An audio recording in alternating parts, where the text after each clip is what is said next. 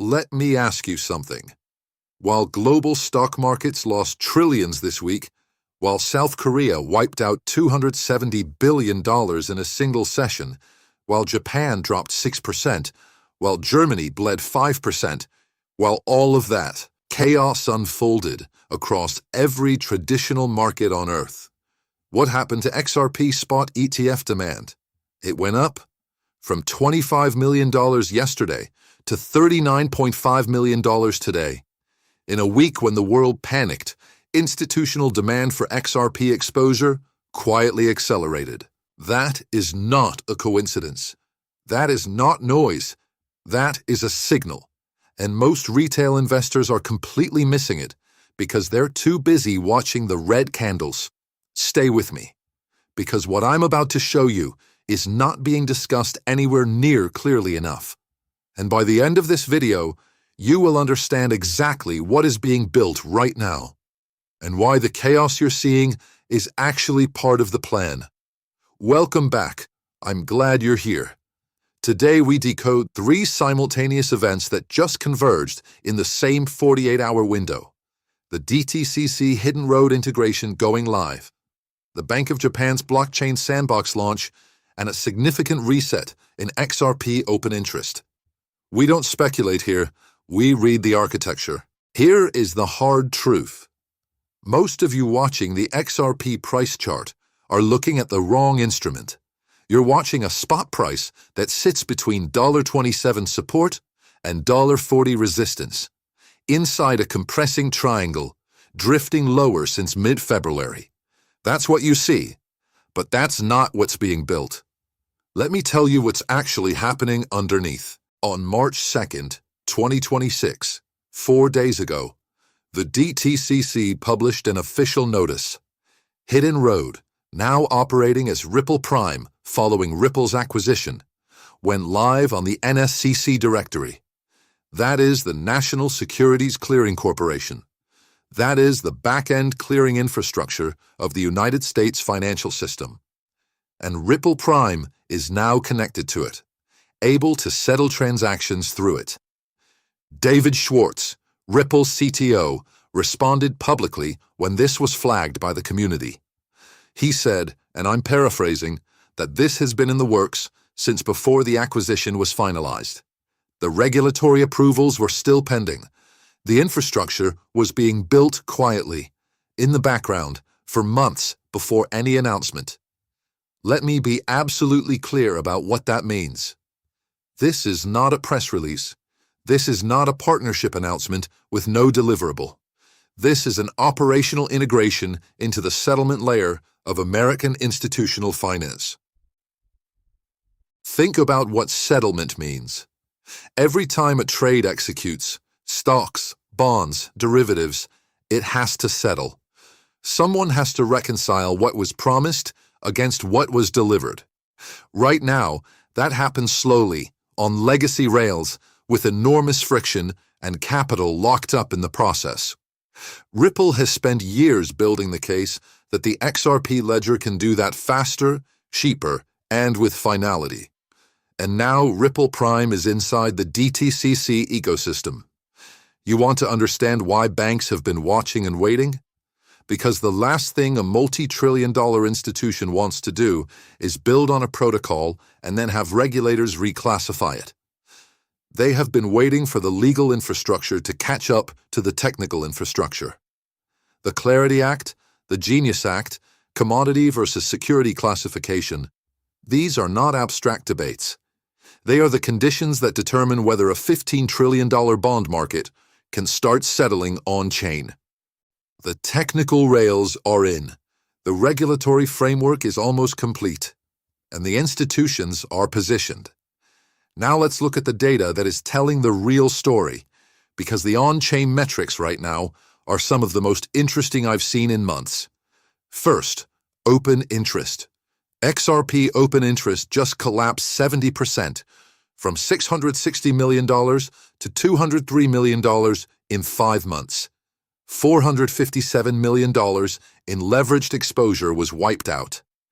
And I want you to understand what that actually means, because most people instinctively read that as bearish. It is not.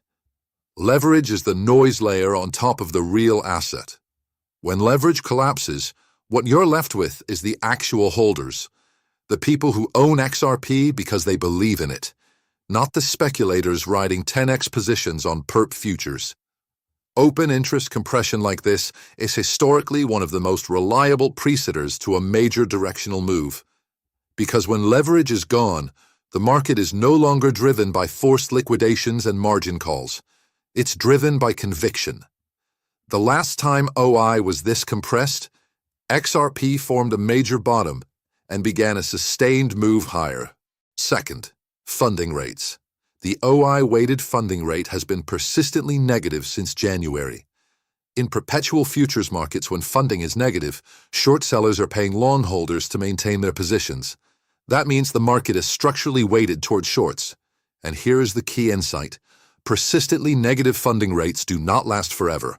They are exhausted when either the shorts cover, which creates buying pressure, or the price drops enough to flush them. Given the on-chain supply dynamics I'm about to show you, a downside flush is increasingly unlikely. Third, realized volatility. XRP's 30-day realized volatility just hit 1.16, the highest reading since March 2025. Every time this indicator has spiked to this level historically, a major price move followed within weeks. Up or down. The calm is over. We are entering a high-conviction decision zone. Fourth, escrow and supply. In the last 24 hours, over 1.4 billion XRP moved. 500 million, 300 million, and 200 million in separate large transactions. Ripple is locking the majority back into escrow. Based on their historical behavior, they lock 70 to 80% of every monthly escrow release back up. They are not dumping supply onto the open market.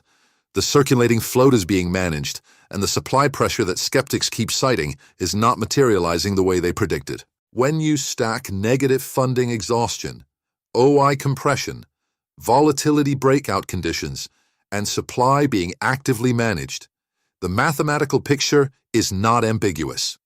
Something is about to move. Now, let's look at who else is moving. The Bank of Japan just launched a blockchain sandbox, a live testing environment to explore settling central bank current account deposits on distributed ledger infrastructure. Governor Kazuo Ueda confirmed the experiment will examine interoperability and real-world use cases. The sandbox has a $4.5 trillion transaction environment as its scope. Ripple has deep, established relationships in Japan. The SBI Holdings Partnership, one of Japan's largest financial conglomerates, has been using XRP-based payment rails for years. SBI Remit processes real cross-border volume through the XRP ledger. When the Bank of Japan starts testing blockchain settlement, the question of which protocols they evaluate is not a random draw. The groundwork has been laid. Meanwhile, 69 million RLUSD, Ripple's dollar-pegged stablecoin, was just sent to Gemini as part of the Ripple MasterCard Gemini partnership, testing blockchain-based credit card settlement. That is a live pilot of on-chain settlement for consumer payments infrastructure. Not theoretical, not a white paper, operational. And then there is Jamie Dimon. The JP Morgan CEO went on CNBC and said very publicly that he wants a level playing field for stablecoin rewards. He said banks consider those rewards equivalent to paying interest on deposits. He said, if you're going to hold balances and pay interest, you should be regulated as a bank. Here is what that actually signals. The largest bank in America is now engaged in a public lobbying effort around stablecoin regulation. That is not the behavior of an institution that plans to ignore crypto. That is an institution that is fighting for its competitive position in a landscape it knows is changing. The smart money doesn't argue about rules in markets it plans to exit. So when does this move? The immediate technical picture gives us a very clean framework. XRP is currently consolidating between $1.27 support and $1.40 resistance, with a secondary ceiling near $1.51. Those are not arbitrary numbers. They represent real clusters of buyers and sellers from prior price action. If bulls can defend $1.27 and push through $1.40, the model projects a move toward $1.76 to $1.80. If price breaks below $1.27, the next support structure is in the $1.10 to $1.11 range, and the risk opens back toward $1. Be honest with yourself about where you stand if that scenario unfolds. But zoom out. The near-term technical range is noise on top of a much larger structural build.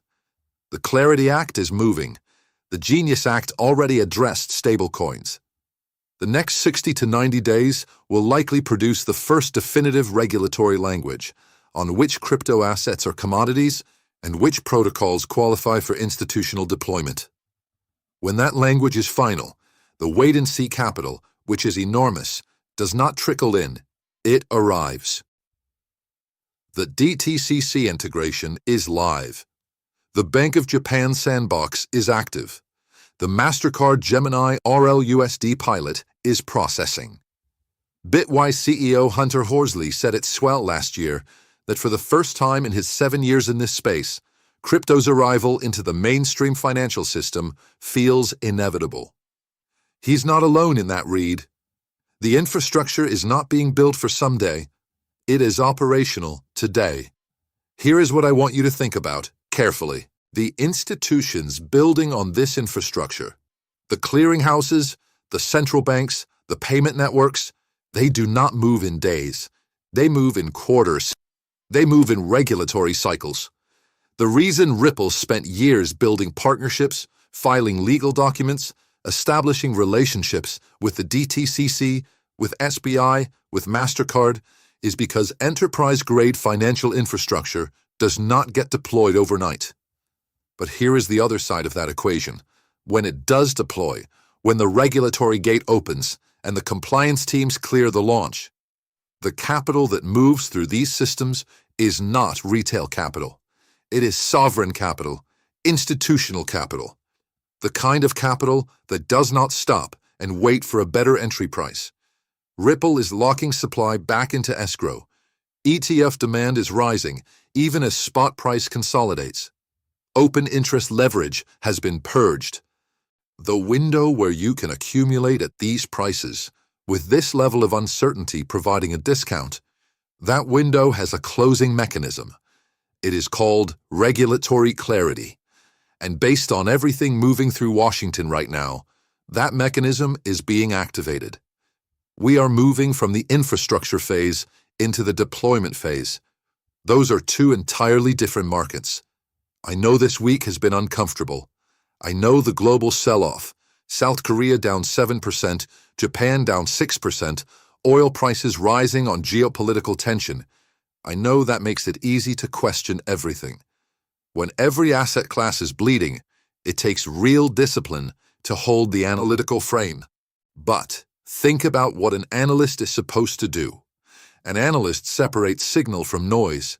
The noise this week is geopolitical, Middle East tensions, oil price spikes, inflation fears.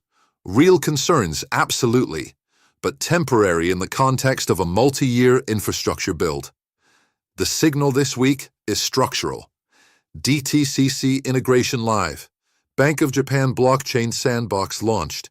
ETF inflows accelerating. Supply locked back into escrow. Open interest reset to its most compressed state in months.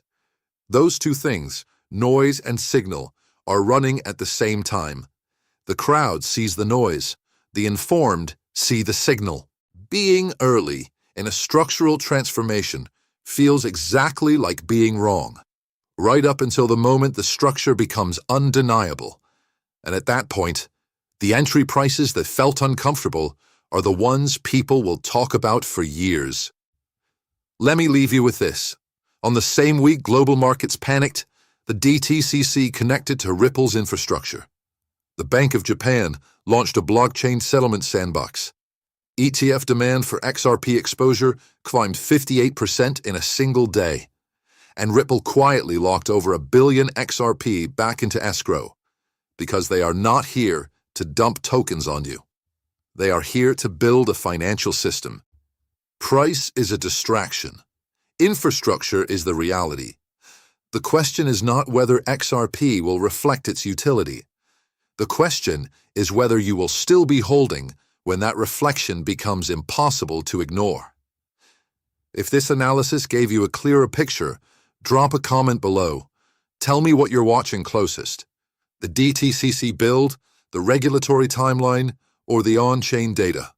I read every one. Stay rational, stay patient, and as always, we don't wait for the future. We plan for it.